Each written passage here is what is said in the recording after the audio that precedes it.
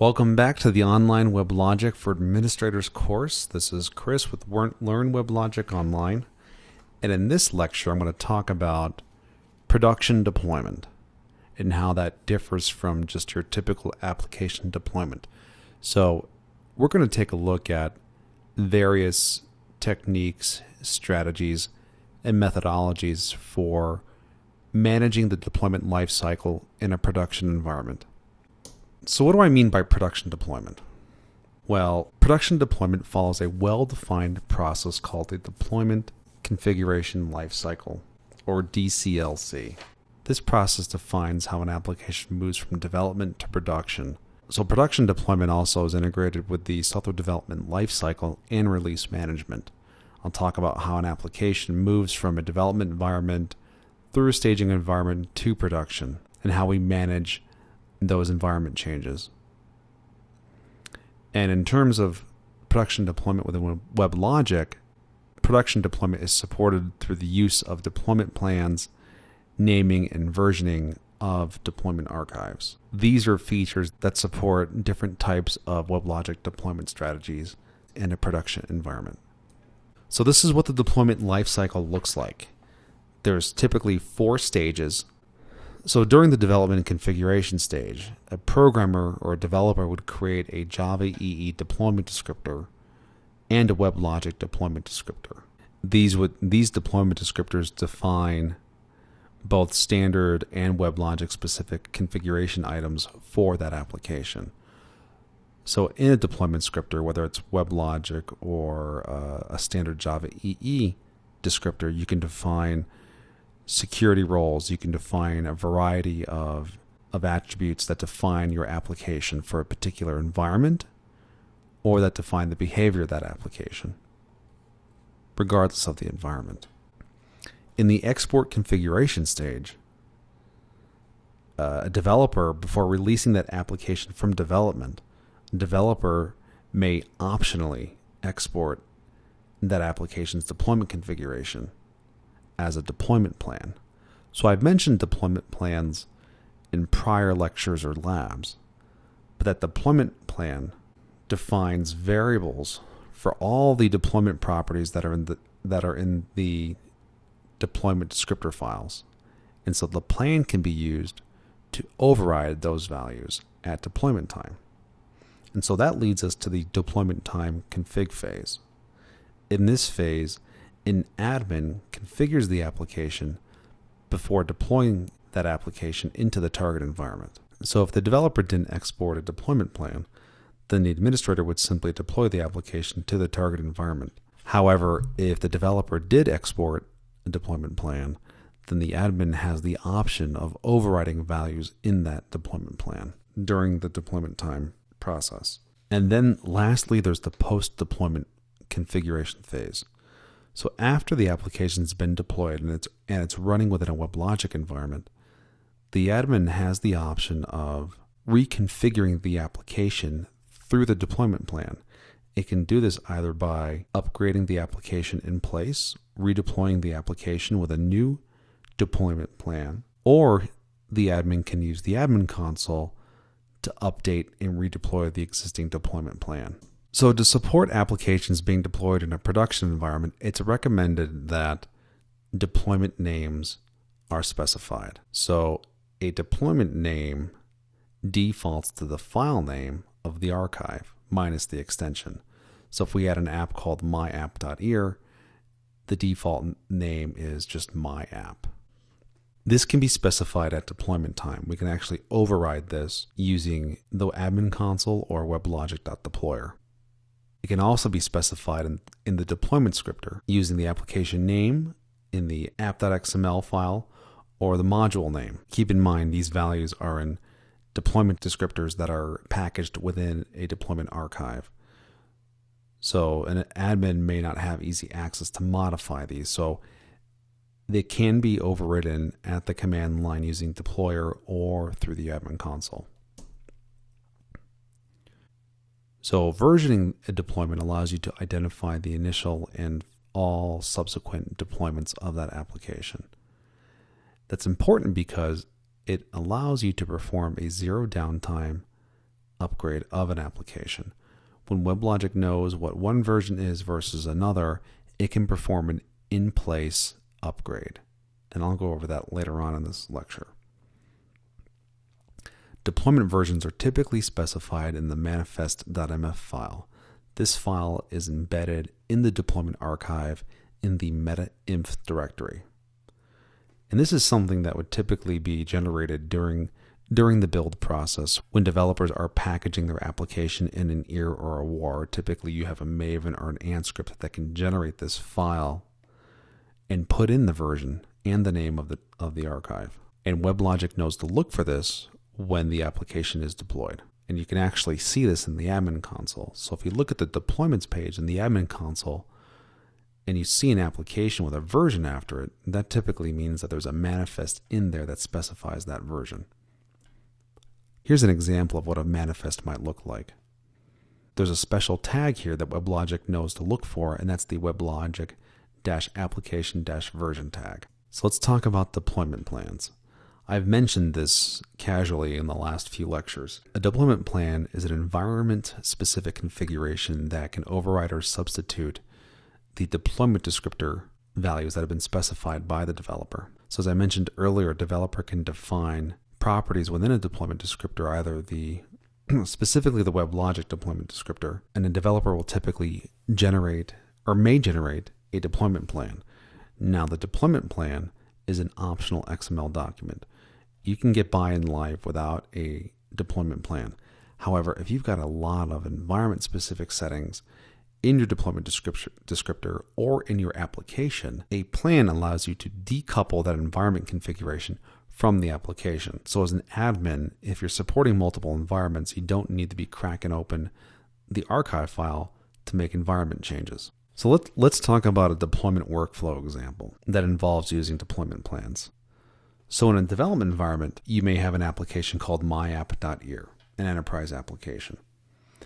And in it, you may have a deployment descriptor that defines a reference to a data source in development and a context root that has a customer unfriendly URL, rev001a. So what the development team may do, and this may be coordinated across multiple teams, but the development team typically can create a master deployment plan for use with all target environments. And so the number of target environments will depend on your organizational structure. In most enterprises, you have a development environment, and then you may have a testing environment or a QA environment, and then a staging environment or production environment. So what this diagram is showing is that in the development environment, we have a deployment plan that defines the name of the data source and the context root for that application that is specific to that development environment.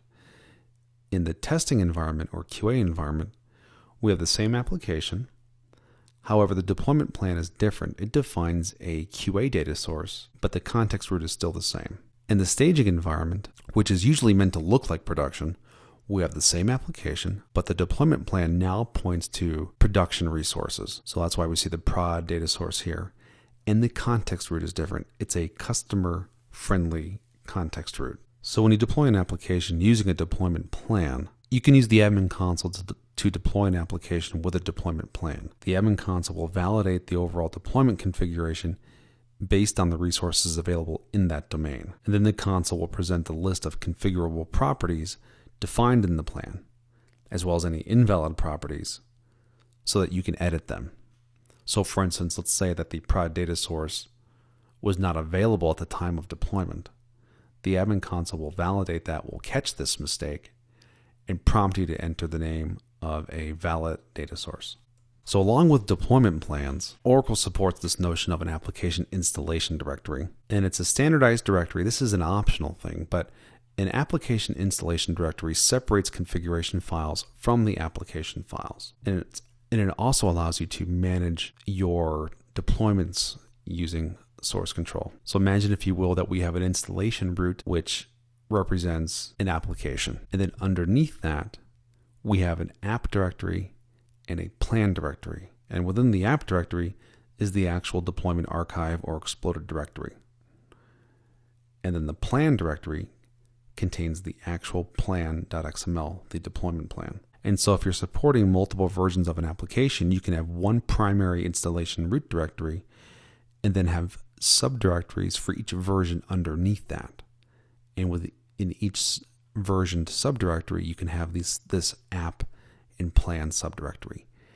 And so when you go to deploy this application to WebLogic, you point it to the application installation directory, not just the application archive. So when you tell WebLogic to deploy using the app install directory, it automatically picks up the plan.xml and the deployment archive. There's another way for deploying applications, and this is not supported in a production environment. So if you have a domain in a production environment where the mode is set to production and not development, you are not able to auto deploy applications. I'm mentioning this feature in the production deployment to call out the fact that this cannot be done in a production deployment situation. So why am I telling you this? Well, the auto deploy feature is something that you can do in development mode, and it's specifically used by developers or administrators for quickly deploying an application to the admin server. So there exists in a domain that is in development mode a subdirectory called auto deploy. What this directory allows you to do is you can drop in any deployment archive in this directory, and WebLogic will automatically deploy it to the admin server. So if you're a developer, and you can take advantage of this in your SDLC.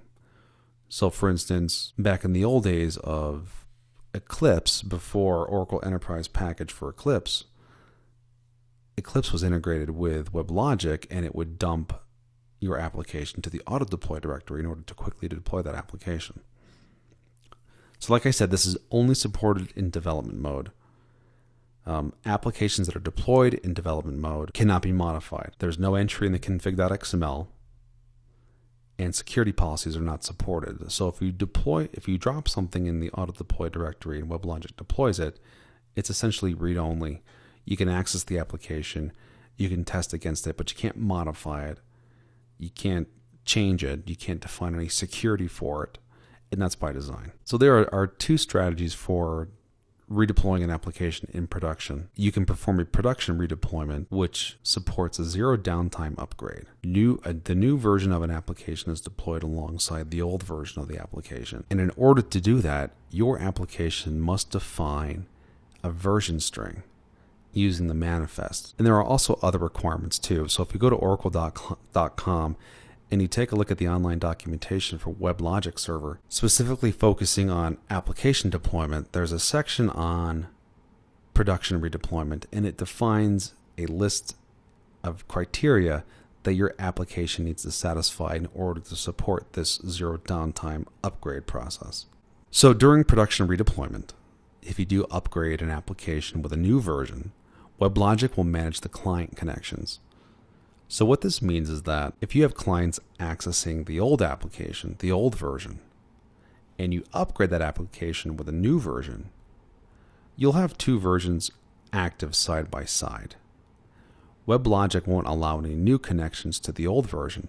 However, it will migrate the existing clients, the existing sessions from that old application to the new application. So the good thing about this is that it eliminates the need for redundant servers. So I don't need to stand up another managed server to deploy a new application to and then retire the old managed server. And so when I do this when I perform this production redeployment where I'm upgrading an application with a new version, I can tell WebLogic to put that new version in an admin state before making it live. And this allows me or a QA person to log in and verify the new version is working the way it should be before retiring the old application. So I said there were two deployment strategies. There's production redeployment, and the second one is in-place redeployment. This is where the old version of the application is immediately replaced with the new version. Zero downtime is not guaranteed. WebLogic will interrupt a user's session on the old version and immediately switch them over to the new version. They will most likely lose their session. This is the default redeployment method. Any and every application is supported using this method, and it's required for apps that don't specify a version string in their manifest. So in lab exercise number 9, we're going to walk through creating deployment plans, application installation directories, and performing production redeployment and in-place upgrades. So it's a very involved lab, very excited. I think you'll enjoy this one.